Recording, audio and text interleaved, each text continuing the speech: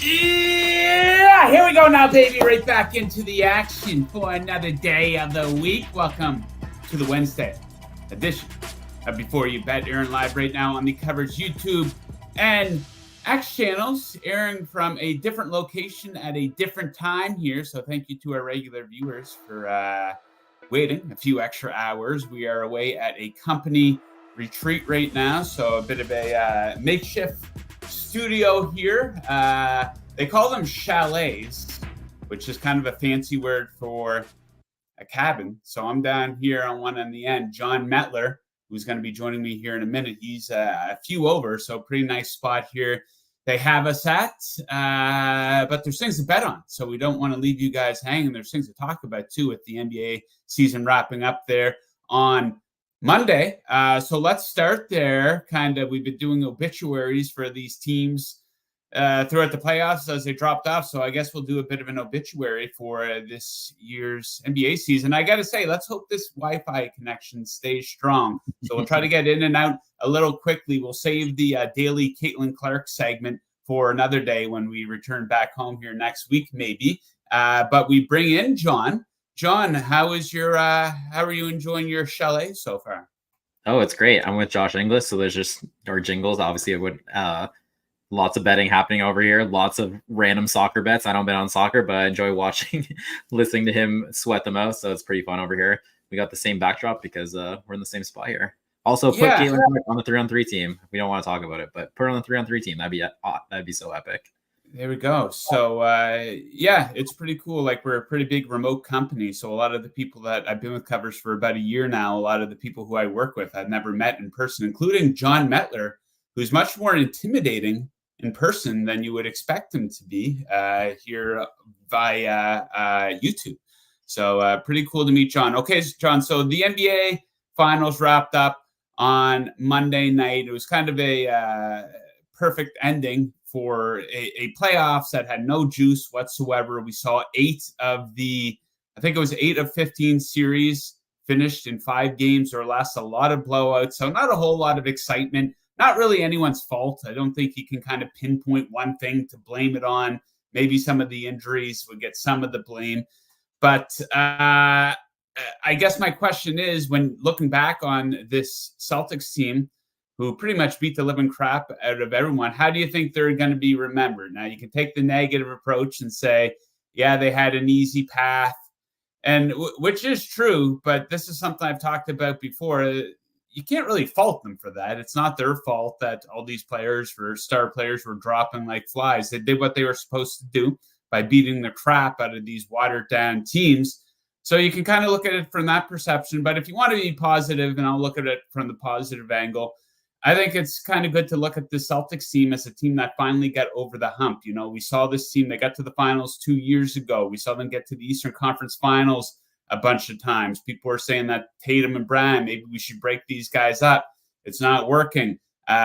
People want to write the head coach off, and he kind of bounced back. You got to give these guys a little bit of time to get some experience. So yeah, we see teams all the time in sports. They can't get over the hump. They can only get so far. But the Celtics, yeah, they had a little bit of help here with a lot of stars dropping out. Who knows how it would have gone had, the Giannis's and Dames and Jimmy Butler's been around, if the Knicks had been healthy. But the Celtics were favored for most of the season anyways. So your thoughts, your obituary here for the NBA season. Jon, what do you think? Yeah, I actually do think the Celtics, we kind of like do this thing where we would think like teams from the past would beat teams in today's game. I do think the Celtics are one of the best teams we've probably ever seen. And it's just the style they play. And I think they will change kind of how teams build their roster going forward. And I mean, the reason the Warriors dominated for their stretch there was they had 2 really, really good 3-point shooters, and people couldn't keep up with them from like an efficiency standpoint because of the 3-point shooting. We didn't really know that at the time. We didn't have all the data we have now. And now the Celtics have taken it even further, and they had 5 guys who could shoot the 3-pointer. So when you kind of compare, it's kind of like we always do this thing like the original dream team. It's like what team stacks up better, the 2024 Olympic team or the dream team? Like, respectfully, the dream team would get crushed because they just don't shoot enough 3-pointers. And it has nothing to do with, obviously, that was a very talented team at the time. It's just the style of basketball they play. So from like a Celtics standpoint, I do think the Celtics this Celtics version would beat a lot of the teams from the past. We kind of pretend like that's not a thing when you match them up, like the players and stuff, but just the style they play. I think even going into the draft, I think you're going to see teams put an emphasis on shooting. Like once again, like how do you guard a team when Al Horford or Porzingis, like these are your fives who are more Porzingis than Horford, but like providing rim protection, are also stepping out and shooting 35, in Horford's case, 40% from the 3-point line. Just the spacing on the offense is just incredible. So I think that's kind of like my big takeaways. I think the Warriors changed the game from get a couple more shooters, and I think the Celtics just changed the game to, I think everyone has to be able to shoot. And if you can't, your offense is not going to be efficient enough to win games. So, yeah, you think they got it right with the finals MVP? I absolutely do. I thought Jaylen Brown was a much more consistent player. Meanwhile, Jason Tatum all of a sudden is the new king of cringe in the NBA. I know people think a lot of the stuff that LeBron does is very deliberate and orchestrated. And Jason Tatum, it almost seems like, when you put a microphone in his face, it almost seems like he's acting at times. And he's paying way too much attention to stuff that's going on in social media. And you got to wonder, I remember Jason Kidd came out after game 2 or 3 and he said, yeah, Jaylen Brown's the best player on the team. And everyone knows why he did it. But I do think that did get in Jason Tatum's head a little bit. Now, both of those guys are still pretty young, 26, 25 years old. So they still might be, at the very start of their primes here, essentially. But you think they got it right with the finals MVP? Yeah, absolutely. I tweeted during the game because I think at one point they were in the live section, they were like -115, and Jason Tatum had the better box score going in game 5 there. But Jaylen Brown's defense on Luka Doncic to me was a game changer, not just from like obviously Luka was still able to get, 25, 28 points a night. It's not like he completely shut him down, but when you watch the flow of the Mavericks offense, they were getting into their sets really late in the clock, like a lot later than you'd want to. Maybe like at the 14-second mark, just because they're struggling to bring up the ball, and they were trying to, it wasn't easy for Luka bringing up the ball against Jaylen Brown. Then they were trying to put other people trying to help out with that, and they never really found like a mix. There was a couple times Derek Jones Jr. brought it up, and he wasn't able to even get the pass back to Doncic to start the offense. So Jaylen Brown's defense on Luka Doncic, I thought was excellent, and that to me was kind of the separator of. That's why I personally would have voted for Jaylen Brown. I mean, if you just look at points, rebounds, and assists, you probably give it to Jason Tatum, but like the overall impact on the game, I thought for sure Jaylen Brown was the finals MVP. Okay, so that is in the past. Now let's take a look to the future. Of course, as soon as these things end, they put up futures odds for the next season. So we'll ask producer Mick to bring up the futures odds board for next season over at DraftKings. And it should come to no one's surprise that the Boston Celtics are a really big favorite here, plus 290. And I know a lot of people aren't looking to place a futures bet on the 2025 NBA Finals right now. It's still kind of fun to discuss. And that said, the Celtics do deserve to be favored. I do think they're being overvalued. And you've got to be out of your mind to bet the Celtics at that price at this point. Just wait 10 months from now and see if they're healthy going into the playoffs. I think that's the move there. The Nuggets, a lot of people were surprised to see them go out the way that they did. I think they'll be back. Hopefully Jamal Murray can be healthy for them. The Thunder are a team on the rise. I still think they're one player short, probably. They need some help in the front court. We'll see what they do. They have all those first-round draft picks. The Timberwolves maybe being slept on a little bit here. The Bucks. Giannis's last run with Milwaukee potentially here. I'd love to see them go on another run. I think the Knicks pretty good value there at 16-1. They look like a team that could have gone on a run, but they just completely fell apart. Don't waste your money on the Lakers. My God, that team beating their head up against a wall every single season to try to build a team around LeBron and Anthony Davis. No interest whatsoever. Maybe on Phoenix, though. Phoenix might have a move to pull off, and same with the Miami Heat. So a little bit of interest there. John, anything stand out to you on the futures odds board going into next year? Yeah, I think the one team everyone, like, you kind of look at, in basketball, there's some level of like continuity and like just playing together. It's hard to like slam together all these new superstars and expect them to win. So the one team that kind of stands out on that front to me would be the Thunder, because they've been playing together. Everyone's just getting a 1 year older, 1 year better, second year Chet Holmgren. They also have a ton of cap space. They have draft picks. They could obviously they're the number 1 seed in the West this year. So imagine what they could do with the moves. The thing is like you look at that plus 850 and it's like you're not sneaking that by anyone. They're priced like a team that's going to make a move. So in terms of like buying that up right now, it's like that's okay. I'd rather just see the moves they make. The flip side of that to me would be like the Nuggets. I think I'd rather take like the one thing. If you look at this, yeah, I know I see the Magic 90-1. I didn't want to play the fanboy card this early, but I was gonna say the Nuggets. Like if you even this year, if you put the Nuggets head to head against the Celtics, I think it's a lot closer than even like this kind of implies, right? So I think as long as the Nuggets have Aaron Gordon, Jamal Murray, Nikola Jokic, they're gonna have to make some moves because KCP is a free agent. I don't know if they'll move on from the contract of Michael Porter Jr., but I think as long as they have those 3 guys, if I was looking at the very top here, I think I would go back to the Nuggets. I don't know if the Celtics would have been able to guard Jokic as easily. I think the Timberwolves taking out the Nuggets really helped the Celtics. So just at the top of the board, the 76ers can make a lot of moves, but again, you always have like the Embiid injury. Further down, you kind of point out the Suns.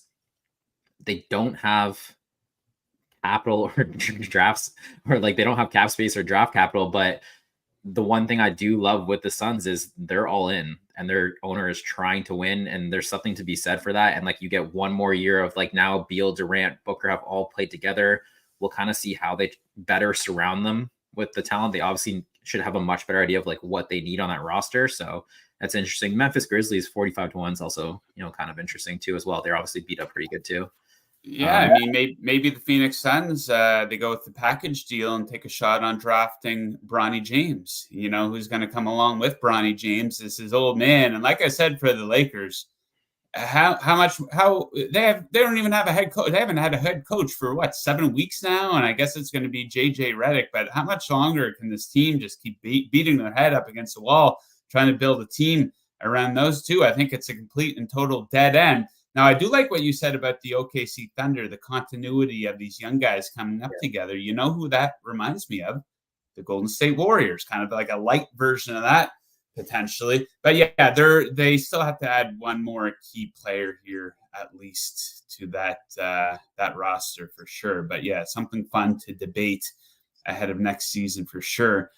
So yeah, like I said, probably not a whole lot of people looking to get down on an NBA futures bet for next year's championship, but something coming up that people might have a little bit more interest in is you can bet some marquee players, what next team they will be on. Of course, they have these odds over at DraftKings.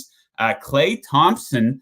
Now Klay Thompson's too old to be doing the thing where you unfollow your team on Instagram and delete the pictures off. Dude, you're too old to be doing that. If you're maybe 26 and under, you can get away with that type of behavior. But come on, you're a grown-ass man. So people, as they see the breadcrumbs, though, Klay Thompson may be mad at the Warriors, and he might be looking to take a move. John's Orlando Magic, they have some money to spend.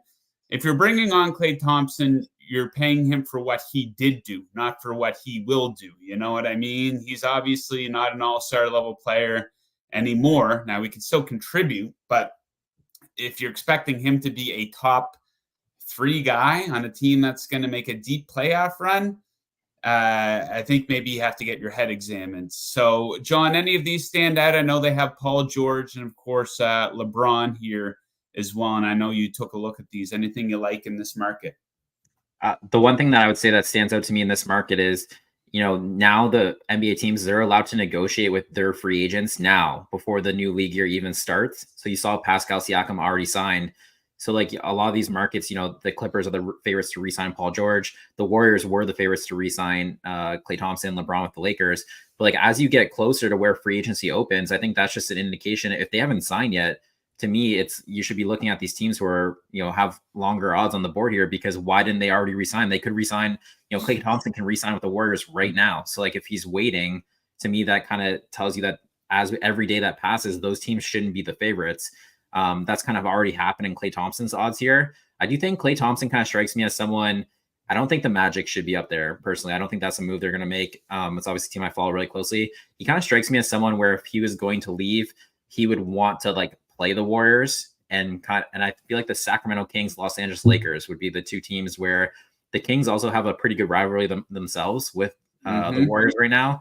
I feel like, and the Kings also feel like a team that would throw money at Klay Thompson to kind of bring him to Sacramento. The one, if you go down to Paul George, the 76ers, obviously we all saw the video of Joel Embiid kind of tampering a bit, I guess, on set there. That shortened up the odds here for the 76ers. The one thing that stands out here, and this is where that plus 850 for the Thunder really pops. If he goes back to Oklahoma City, they're there on the board at plus 400. I mean, he also plays the position that you could take Josh Giddey out, and Josh Giddey's kind of the weak point of that lineup. Now that starting lineup starts to look really, really good. And, they're talking about them potentially going after Isaiah Hartenstein, which once again would shore up their front court. That's where the Thunder have all these different paths to improving.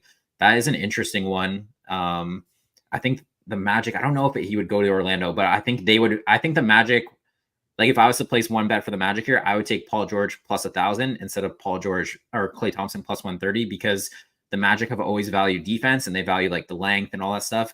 And I feel like Paul George would fit that mindset of what Jamal Mosley, that culture he's installed there in Orlando. He would fit that way better than what Klay Thompson would. So just looking at the odds there, I would go the Paul George route. If the Magic were to throw a big contract at someone, I think it'd be Paul George over Klay Thompson.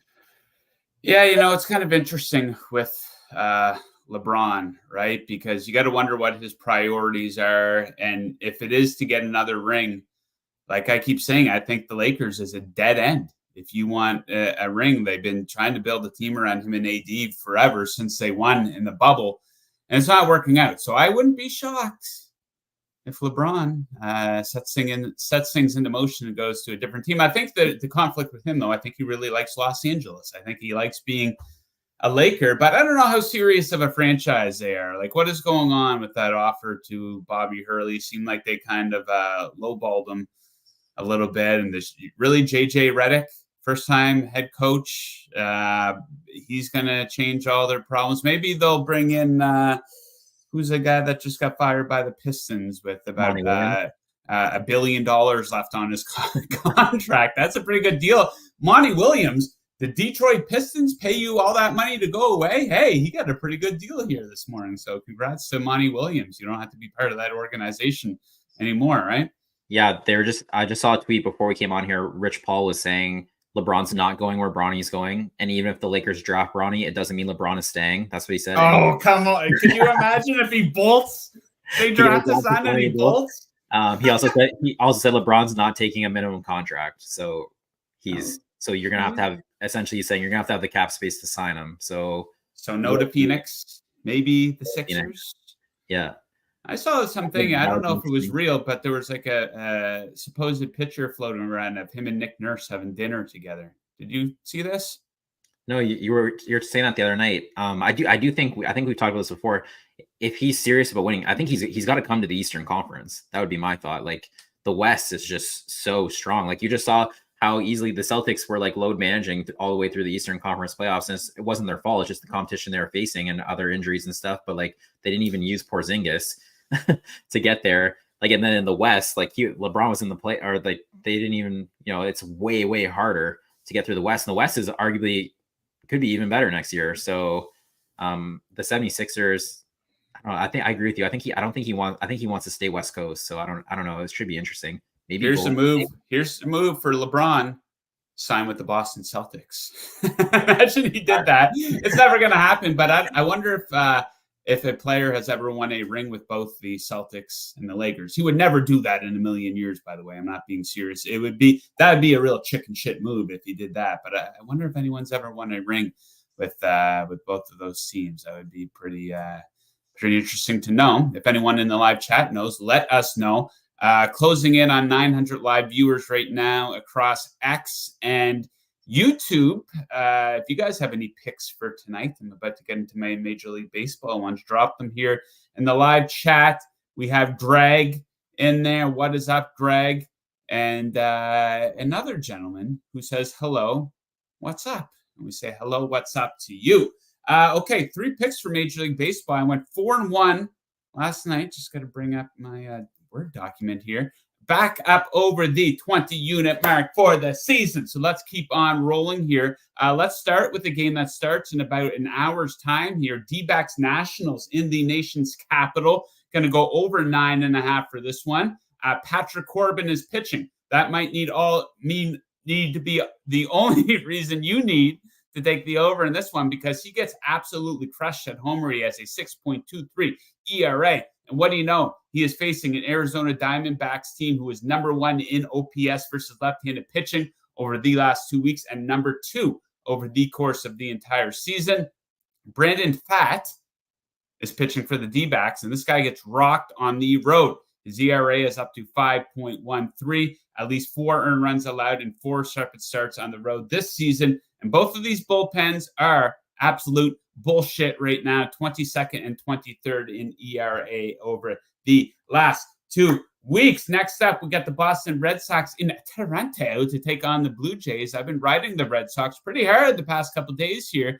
Going to keep that going by taking the over on their team total of 3.5 minus 120. Very reasonable stuff here. So the Red Sox are red hot at the plate right now, 2nd in OPS over the last 2 weeks. They're facing Kevin Gausman, typically a really good pitcher, but he struggled at home this season, and he has not been good against this Red Sox lineup. He is a 6.44 ERA in Toronto and has allowed an OPS of 859 and 90 combined at-bats from Red Sox hitters.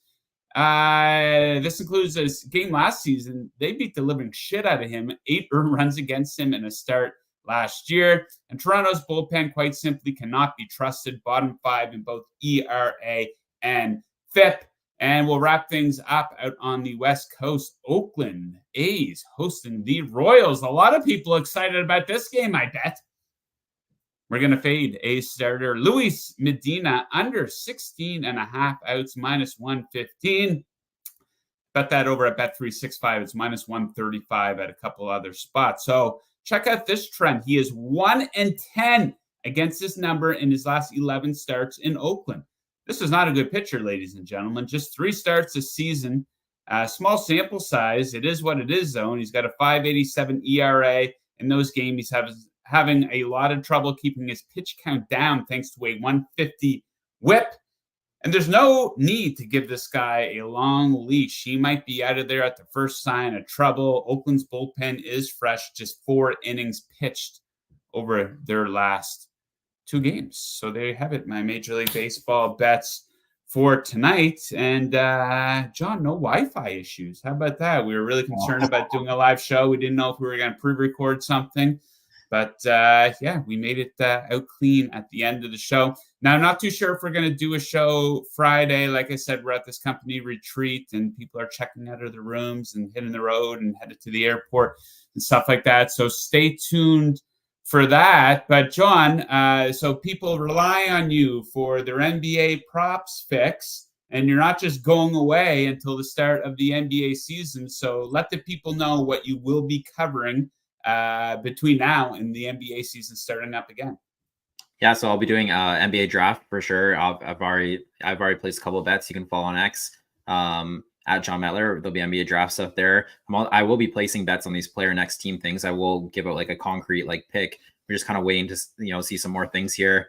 And then the Olympics. I'm very, very excited for the Olympics. That'll be great. There'll be player props, spreads, all the futures, all that stuff coming end of July for the Olympics.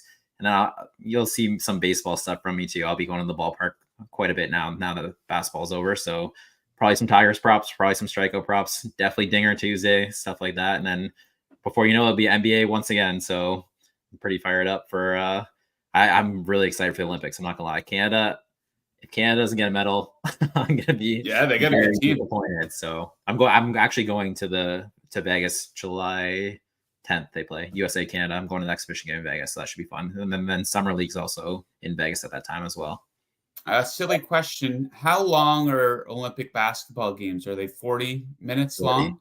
FIBA rules. 40, okay. So people will have to incorporate that into their handicapping because people might see like Steph Curry's point total is only this. Holy cow. And it's like, well, you got to keep in mind that the games are 8 minutes shorter than in the NBA. So yeah, that'll be something to factor into your handicapping once the Olympics roll around. And that Team USA is absolutely stacked.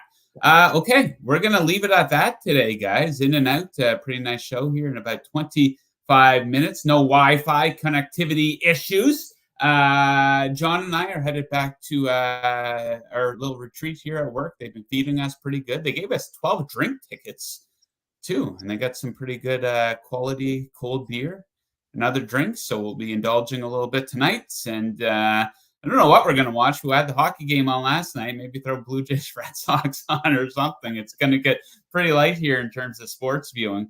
But yeah, we'll leave it at that. We thank you guys very much for tuning into today's show. Best of luck with all of your bets, and we will see you next time we see you. Yeah!